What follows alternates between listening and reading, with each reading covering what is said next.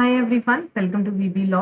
तो in the last video मैंने आपको जो है रिवीजन करवाई थी, rapid revision Indian evidence act के ऊपर for your Punjab ED, DDA and other state judiciary exams. तो आज की वीडियो में हम फर्दर डिस्कस करेंगे, that is from opinion of third person when relevant. So will discuss from section 45 onwards. तो सबसे पहले तो सेक्शन 45 में से डायरेक्टली आपको एमसीक्यू आ जाता है कि कोर्ट का ओपिनियन जो है, कोर्ट किस चीज के ऊपर जो है एक्सपर्ट का ओपिनियन ले सकता है।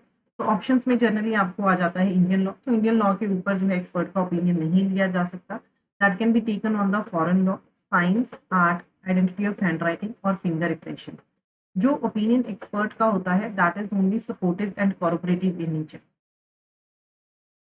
वो सिर्फ सपोर्टिव एंड कॉरपोरेटिव एविडेंस होता है, ठीक है। दैट इज नॉट फाइनल या फिर that is not conclusive in nature. तो सच पर्सन जिनका ये लिया जाता है ओपिनियन, उनको क्या कहा जाता है? That are known as experts. Opinion of examiner of electronic recording, electronic evidence में when in a proceeding the court has to form an opinion। अगर कोर्ट को कोई भी ओपिनियन फॉर्म करना है किसी भी मैटर को लेके relating to an information that is transmitted or stored in any computer source, जो कि किसी कंप्यूटर सोर्स में स्टोर की गई है, ट्रांसमिट की गई है या फिर किसी अदर इलेक्ट्रॉनिक या डिजिटल फॉर्म में। तो opinion examiner of electronic evidence that is refer to in section 79A of the IT act, वो क्या है? That is a relevant fact। So 45A was added by the amendment, एक से add किया गया था। This talks about the electronic evidence। इसका opinion relevant है examiner of electronic evidence का, ठीक है। That is referred under section 79A में, जिसको रेफर किया गया है। फैक्ट्स जो वैसे रेलेवेंट नहीं होती हैं, दे आर रेलेवेंट अगर वो सपोर्ट कर रहे हैं या इनकंसिस्टेंट है with the opinion of experts when such opinions are relevant. Facts, ठीक है, जो वैसे रेलेवेंट नहीं है वो रेलेवेंट बन जाते हैं अगर वो सपोर्ट करेंगे या फिर वो इनकंसिस्टेंट होंगे with the opinion of expert. Opinion as to handwriting when relevant, अगर कोर्ट को ओपिनियन फॉर्म करना है किसी डॉक्यूमेंट के रिगार्डिंग की कौन से पर्सन ने इसको लिखा था या साइन किए थे, तो ओपिनियन ऑफ एनी पर्सन, कोई भी पर्सन जो acquainted है with the handwriting of the person by whom it is supposed to be written, signed, that it was or was not written or signed by that person is a relevant fact। हम किस person को बोलेंगे that this person is acquainted with the handwriting of another person, ठीक है। अगर उस person ने उसको लिखते हुए देखा या उससे कोई डॉक्यूमेंट्स रिसीव किए हैं, जनरली उससे वो डॉक्यूमेंट्स रिसीव करता था, ऑर्डिनरी कोर्स ऑफ बिजनेस में ऐसा है, तो हैबिचुअली जो उसको सबमिट करता था दैट पर्सन की, वो पर्सन का जो एविडेंस है that opinion can be taken under section 46। Next is opinion as to digital signature when relevant. Opinion अगर हमें फॉर्म करना है किसी इलेक्ट्रॉनिक सिग्नेचर के रिगार्डिंग ऑफ एनी पर्सन, तो ओपिनियन सर्टिफाइंग अथॉरिटी का, इसका opinion, the opinion of the certifying authority जिसने उसको इश्यू किया है इलेक्ट्रॉनिक सिग्नेचर सर्टिफिकेट को, that is relevant. The opinion of certifying authority regarding the electronic signature who has issued that electronic signature certificate is relevant। So opinion as to the existence of right or custom when relevant, मैंने आपको 13 में भी पढ़ाया था section में, that includes any right, that means कि वो public और प्राइवेट राइट दोनों को इंक्लूड करता है। This section talks about the opinion, एक हमने सेक्शन 32 में भी मैंने आपको पढ़ाया था, ठीक है। तो यहाँ पे ये क्या कहता है कि जब भी कोई ओपिनियन फॉर्म करना है as to the existence of किसी जनरल कस्टम के रिगार्डिंग या राइट के रिगार्डिंग, तो opinion as to the existence of such custom और right of persons who would likely to know of its existence, ऐसे persons का ओपिनियन जिनको उनके बारे में पता होता, उनका क्या है ओपिनियन रेलेवेंट होगा। For example, the right of the villagers of a particular village to use the water of a particular well, वो क्या है? वो एक जनरल राइट है इस सेक्शन के अंदर। तो general rights and customs includes customs और rights that are common to any considerable class of. आपको सेक्शंस भी याद रखने, डायरेक्टली सेक्शन में क्वेश्चन आ जाता है कि opinion as to the existence of right और custom is relevant under which section, so that is relevant under section 40। तो जब भी कोर्ट को ओपिनियन फॉर्म करना है यूसेजेस के regarding constitution and government of any religious और चैरिटेबल फाउंडेशन के रिगार्डिंग, तो ओपिनियन ऑफ पर्संस जिनको उनके regarding special means of knowledge है, that is relevant under section 49। Next is opinion on relationship when relevant. जब भी court को ये ओपिनियन फॉर्म करना है किसी रिलेशनशिप के रिगार्डिंग, क्या ये रिलेशनशिप एग्जिस्ट करता है या नहीं, तो द ओपिनियन जो कंडक्ट से एक्सप्रेस किया गया है as to the existence of such relationship of any person जो उस फैमिली का मेंबर है या अदरवाइज जिसको अपनी स्पेशल मीन्स ऑफ नॉलेज है उसके regarding, that is relevant fact. For example अगर ये क्वेश्चन रेज होता है कि क्या ए और बी मैरिड है, ये फैक्ट कि उनको यूजुअली ऐसे रिसीव किया जाता है या ट्रीट करते थे उनके friends as husband and wife, this is relevant under section 50। तो there is a proviso to this, ये जो ओपिनियन है, ठीक है, this shall not be sufficient to prove a marriage in proceeding, ये सफिशिएंट नहीं है एक मैरिज को प्रूव करने के लिए proceedings under the Indian divorce act या फिर प्रोसिक्यूशंस को under section 494, 495, 497 and 498 of the IPC, ठीक है, इनके ऊपर रेलेवेंट नहीं होगा, यहाँ पे ओपिनियन को नहीं, इनको प्रूव करना होगा। तो सच ओपिनियंस यहाँ पे जो है सफिशिएंट प्रूफ नहीं होंगे अगर कोई भी प्रोसीडिंग चल रही है इंडियन डाइवोर्स एक्ट के अंडर सेक्शन 494 के अंडर, 495, 497 और 498 ऑफ द आईपीसी के। Grounds of opinion section 497 was struck down by the court, ठीक है, कोर्ट ने उसको स्ट्रक डाउन कर दिया था Joseph shine versus union of India के केस में। This is an important illustration of this, just have a reading on this. तो ग्राउंड्स ऑफ ओपिनियन कब रेलेवेंट होता है, जब भी कोर्ट को ओपिनियन फॉर्म करना है, when the opinion of any person is relevant, the grounds on which such opinion is based, कौन से ग्राउंड्स के ऊपर वो ओपिनियन बेस्ड किया गया है, that is also a relevant fact.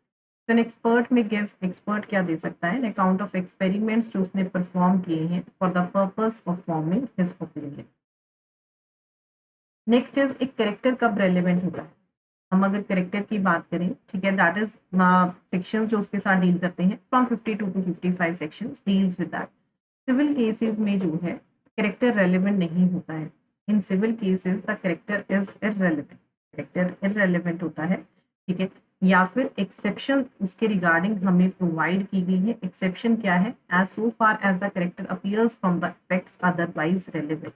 या फिर सिविल केसेस में कैरेक्टर तब रेलेवेंट होता है अगर जो कैरेक्टर है किसी भी पर्सन का, अगर वो अमाउंट ऑफ डैमेजेस को जो उसको रिसीव होने हैं, ठीक है, उसको इफेक्ट कर रहा है, then that is relevant. Otherwise generally क्या है, in civil cases the character of a person is irrelevant, but criminal cases में जो है कैरेक्टर पर्सन का जो है वो रेलेवेंट होता है। इन क्रिमिनल केसेस ये फैक्ट दिया जा सकता है that the accused is of good character, previous bad character not relevant accept in criminal proceedings में ये फैक्ट कि एक्यूज का बैड कैरेक्टर है ये इररेलेवेंट है, ये इररेलेवेंट है, इसका एविडेंस नहीं दिया जा सकता अनलेस कि एविडेंस गुड कैरेक्टर का नहीं दिया गया, ठीक है, इन विच केस इट, अगर एविडेंस गुड कैरेक्टर का दिया गया then the evidence can be given कि इसका तो bad character, otherwise previous bad character is not relevant in criminal proceeding. ये जो सेक्शन है ये अप्लाई नहीं करता है उन केसेस के ऊपर when the bad character of any person is itself affecting issue. अगर किसी पर्सन का बैड कैरेक्टर ही डिस्प्यूटेड फैक्ट है तो वहां पे ये अप्लाई नहीं करता है। एक previous conviction is relevant as evidence of bad character, अगर किसी पर्सन को पहले ही ऑलरेडी प्रीवियसली कन्विक्ट किया गया है किसी केस में तो that is relevant as evidence of bad character. 53A हमें ये कहता है कि एविडेंस ऑफ कैरेक्टर और previous sexual experience not relevant in certain case. तो अगर कोई प्रोसिक्यूशन होती है for offence under section 354, 354A, 354B, 354C, 354D के अंडर, या फिर जो भी रेप की केसेस हैं इनके अंडर अगर कोई भी प्रोसिक्यूशन होती है और for an attempt to any, या फिर कोई अटेम्प्ट होता है ऐसा भी ऑफेंस करने में, तो अगर क्वेश्चन ये रेज होता है कंसेंट के रिगार्डिंग, तो evidence of the character of the victim, evidence victim के कैरेक्टर का या उसके प्रीवियस सेक्सुअल एक्सपीरियंस का किसी भी पर्सन के साथ रेलेवेंट नहीं होगा इस इश्यू को लेके कि उसने कंसेंट लिया था या उसकी क्वालिटी ऑफ कंसेंट को। तो where the question of consent is in issue, जहाँ पे विक्टिम का कंसेंट को लेके इशू है, ठीक है, कि वो डिस्प्यूट है, तो एविडेंस विक्टिम के कैरेक्टर का या उसके प्रीवियस सेक्सुअल एक्सपीरियंस का किसी भी पर्सन के साथ वो रेलेवेंट नहीं हो। तो what is the meaning of character, character क्या चीजें इंक्लूड करता है, character includes both reputation and disposition, character दोनों चीजों को इंक्लूड करता है, चाहे वो रेप्यूटेशन है चाहे वो डिस्पोजिशन है। दैट मीन बट एविडेंस में बी गिवन, एविडेंस आप जो सिर्फ है जर्नल रेप्यूटेशन का, जर्नल डिस्पोजिशन का दे सकते हो, ना कि आप किसी पर्टिकुलर एक्ट का दोगे। अगर आपको ये कहना हो कि ये पर्सन का रेपुटेशन, ये कैरेक्टर ऐसे, तो जनरली बताओगे कि ये पर्सन ऐसे रह रहा है कि इसका कैरेक्टर डिस्पोजिशन है, ये पर्टिकुलर एक्ट के रिगार्डिंग जो है नहीं दे सकते। तो कैरेक्टर दोनों चीजों को इंक्लूड करता है, reputation as well as disposition. Next is facts which need not to be proved, facts जो जुडिशियल नोटिस जिनका ले लेती है, no fact of which the court will take, जिनका कोर्ट जुडिशियल नोटिस लेती है उनको प्रूव करने की जरूरत नहीं। Facts of which the court must take judicial notice, the court shall take the judicial notice. कुछ फैक्ट्स हैं, आपको एक लिस्ट दी हुई है, just have reading to this. Directly आपको एमसीक्यू में आ जाता है कि कोर्ट किन चीजों का जो है जुडिशियल नोटिस ले। तो all laws in force in territory of India, all public acts passed or hereby passed by the parliament. So just have a reading to this list. ठीक है, एक बार आप इसके गो थ्रू हो जाना। जनरली आपको इनमें से ठीक है क्वेश्चन डाल के जो है पूछ लिया जाता है कि इनमें से कौन सा जो है रेलेवेंट नहीं है। रूल्स ऑफ द रोड, ठीक है, इसका भी कोर्ट जुडिशियल नोटिस लेगी। Next is section 58, very very important. This is facts admitted need not be, no fact need to be proof in any proceeding, किसी भी फैक्ट को प्रूव करने की जरूरत नहीं है किसी प्रोसीडिंग में।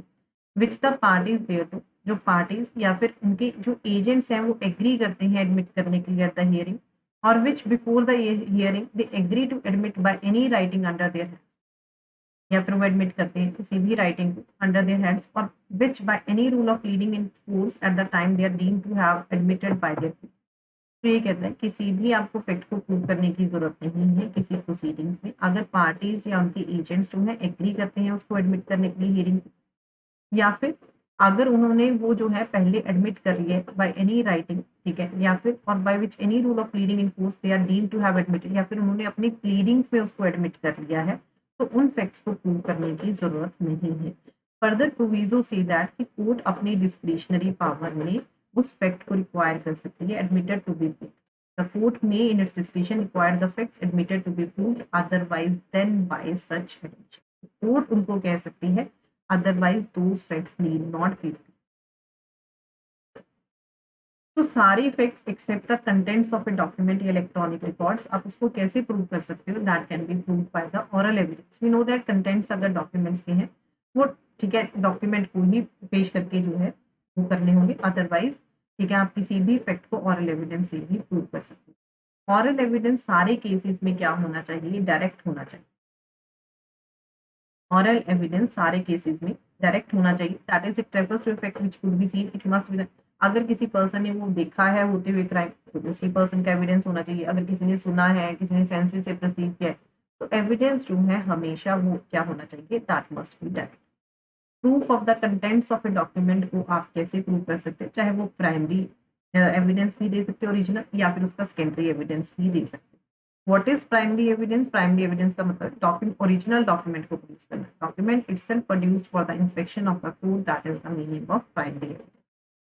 So where the document is executed in several parts, जहां पे आपने डॉक्यूमेंट को सेवरल पार्ट्स में एग्जीक्यूट किया है, हर पार्ट जो है वो प्राइमरी एविडेंस है डॉक्यूमेंट का। अगर आपने डॉक्यूमेंट को एग्जीक्यूट किया है काउंटर पार्ट में, each counterpart being executed by one और some of the parties only, तो each counterpart is primary evidence as against the other parties executing. अगर आप एक डॉक्यूमेंट को एग्जीक्यूट कर रहे हो काउंटर पार्ट्स में, तो हर काउंटर पार्ट उसको जिस पार्टी ने एग्जीक्यूट किया है, अगर कुछ पार्टीज ने, अगर एक पार्टी ने एग्जीक्यूट कर दिया है, कुछ पार्टीज ने एग्जीक्यूट किया है, तो हर काउंटर पार्ट जो है वो प्राइमरी एविडेंस होगा दूसरी पार्टीज के against as against the other parties executing. Further explanations are very important.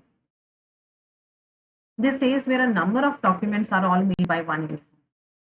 अगर नंबर ऑफ डॉक्यूमेंट्स हैं, अगर आप उनको एक वन यूनिफॉर्म प्रोसेस से जो है आप उनको बना रहे हो, फॉर एग्जाम्पल प्रिंटिंग से, लिथोग्राफी से, फोटोग्राफी से, तो each is primary evidence of the contents होता है। तो हर क्या है वो प्राइमरी एविडेंस होगा, बाकी की रेस्ट ऑफ द, ठीक है, rest of the contents. But अगर वो सारी कॉपीज हैं कॉमन ओरिजिनल की, तो वो प्राइमरी एविडेंस नहीं है बाकी। तो आप उनको एक यूनिफॉर्म प्रोसेस से बना रहे हो, तो each is primary evidence of the contents of the rest. But अगर वो कॉपीज हैं कॉमन ओरिजिनल की, then that is not the primary evidence of the contents of the original. Next is secondary evidence. आपको sections याद रखने हैं। Directly primary evidence is defined in section 62। Secondary evidence क्या include करेगा? तो ये हमें कहाँ पे दिया हुआ है? सेक्शन 63 में। सर्टिफाइड कॉपीज जो सेक्शन में दी हुई है, copies made from from the original by mechanical processes, and copies जिनको आप कंपेयर करते हो ओरिजिनल कॉपी से, कॉपीज मेड, ठीक है, counterparts of documents as against the parties who did not execute them. मैंने आपको पहले क्या पढ़ाया? एग्जीक्यूट, तो वो क्या हो जाएगा? That becomes the primary evidence. यहाँ पे क्या है? Counterparts of documents as against the parties who did not execute them. Last one is oral accounts of the contents of the document given by some person who has himself seen it. Oral account किस चीज की, contents document की, उस person के through जिसने उसको खुद देखा। Next is proof of documents for a primary evidence. Documents must be prove by primary. Her document को प्राइमरी एविडेंस से प्रूव करना होगा, accept in the case is here bye mention, that means क्योंकि आपको सेक्शन 65 में mention किया है कि आप एक सेकेंडरी एविडेंस कहाँ पे दे सकते हो। So secondary evidence may be given of the existence, conditions or contents of the documents in the following. When the original is shown or appears to be in possession or power of the person against whom the document is so to be of any person out of reach of the subject नहीं है, legally bound नहीं है, of any person legally bound to produce it है, ठीक है। when after the notice जो mention किया गया है वो produce नहीं करता है, destroy हो गया, बड़ा है, public servant है, original, ठीक है, public document है, easily movable नहीं है। तो ये सारे आपको केसेस दिए हुए हैं जहाँ पे कोर्ट सेकेंडरी एविडेंस को अलाउ कर सकते हैं। तो सेक्शन 65 में हमें दिया है कि कहाँ कहाँ पे सेकेंडरी एविडेंस को अलाउ कर सकते हैं। Special provisions as to evidence relating to electronic record. The contents of the electronic record may be proved. Contents आप electronic record को कैसे prove कर सकते हो? That can be proved with the provisions of section 65. Admissibility of electronic record is dealt under section 65. तो कहाँ पे deal किया गया है? सेक्शन 65B में डील किया। डायरेक्टली सेक्शन आता है इसका, या इसका आपको क्या चीज पूछी जाती है, इसके regarding case laws are very important. If you want I can make a separate video on that, just let me know in the comment, ठीक है। So this says rules as to notice to produce secondary evidence किसी भी content of the document की, क्योंकि refer किए गए हैं section 65 में, नहीं दिए जाएंगे अनलेस की जो पार्टी प्रपोज कर रही है to give secondary evidence has previously given to the party in whose possession और the document is such notice to produce it. Party पर वो नोटिस देगी कि आप इसको प्रोड्यूस करो। अगर कोई नोटिस नहीं प्रिस्क्राइब किया गया है then such notice as the court, जो भी नोटिस कोर्ट को रीजनेबल लगता है, provided that such notice shall not be required, ऐसा नोटिस देने की जरूरत नहीं है सेकेंडरी एविडेंस के लिए इन केसेस में, and the document to be proved is itself a notice. Nature of case ऐसा है कि एडवर्स पार्टी को पता होना चाहिए that he will be required to produce it. When it appears or is proved that the adverse party has obtained possession of the original, कि adverse party ने उसका possession जो है original का force या fraud से लिया है, adverse party जो है और इस agent उसके पास original document है कोर्ट में, ठीक है, उसने लॉस का जो डॉक्यूमेंट है, ठीक है, वो एडमिट कर लिया है, इन केसेस में नोटिस देने की जरूरत नहीं। 67 is very important. This says if a document is alleged to be signed or has been written wholly or in part by any person, अगर एक डॉक्यूमेंट अलेज किया गया, इस पर्सन ने साइन किया है, इसने लिखा है सारा या फिर उसका पार्ट, तो द सिग्नेचर और handwriting of so much of the document, signature और हैंड राइटिंग उतने डॉक्यूमेंट की जितनी अलेज की गई है मस्ट बी प्रूव, उसको प्रूव करना होगा to be in his handwriting. Further 67A provides for proof as to electronic signature. This says if the electronic signature is of any subscriber is alleged to have been affixed to an electronic record, the fact that such electronic signature is the electronic signature of the subscriber must be. 68 is important. This says अगर एक document को require करता है law to be attested, it shall not be used as evidence. आप उसको evidence में use नहीं करोगे जब तक एक अटेस्टिंग विटनेस को नहीं ला लिया जाता to prove its execution. If there be an attesting witness alive and subject to the process of the court and capable of it, so at least one attesting witness should be called for the purpose of proving its execution. Further, this provides that it shall not be necessary. ये necessary नहीं है to call an attesting witness in proof of execution of a document not being a. जरूरी नहीं है कि आपको उसको बुलाना अगर वो will नहीं है which has been registered in accordance with the provision of the Indian Registration. अगर कोई डॉक्यूमेंट है, ठीक है, उसको इंडियन रजिस्ट्रेशन एक्ट में रजिस्टर किया गया है तो वहां पे टेस्टिंग विटनेस को बुलाने की जरूरत नहीं है, बट अगर विल है तो आपको बुलाना पड़ेगा। There is an exception given to this, not being a will, ठीक है, अगर वो विल है तो आपको बुलाना पड़ेगा चाहे वो रजिस्टर की गई है under the Indian registration act, unless it's execution by the person by whom it purports to have been executed is specifically. आपको जरूरत नहीं है बुलाने की अगर उसको रजिस्टर किया गया है इंडियन रजिस्ट्रेशन एक्ट के अंदर, अनलेस उसकी जो एग्जीक्यूशन है, ठीक है, जिसने उसको एग्जीक्यूट किया था उसको स्पेसिफिकली डिनाई नहीं करते। Further is section 69 that says that proof where no attesting witness for, अगर कोई भी अटेस्टिंग विटनेस को फाउंड नहीं किया गया या document purports to have been executed in the UK must be proved that the attestation of what attesting witness at least is in his the handwriting and signature of the person executing the document is in the handwriting of that. Just have a reading to this. इतने कोई ये खास sections नहीं आए, question आ भी जाते हैं but rarely आते हैं इन सेक्शन, बट आपने छोड़ना कुछ नहीं है, एक बार रीडिंग आपने हर सेक्शन को देनी। So up to this we have completed up to section 72. Just एक बार इसको रीडिंग दे लेना 70, 71 and 72। Further I next video में जो है मैं आपको रैपिड रिविजन करवाता हूँ। Thank you so much everyone, do like the video and share it with your friends and do subscribe the channel and press the bell icon for notification.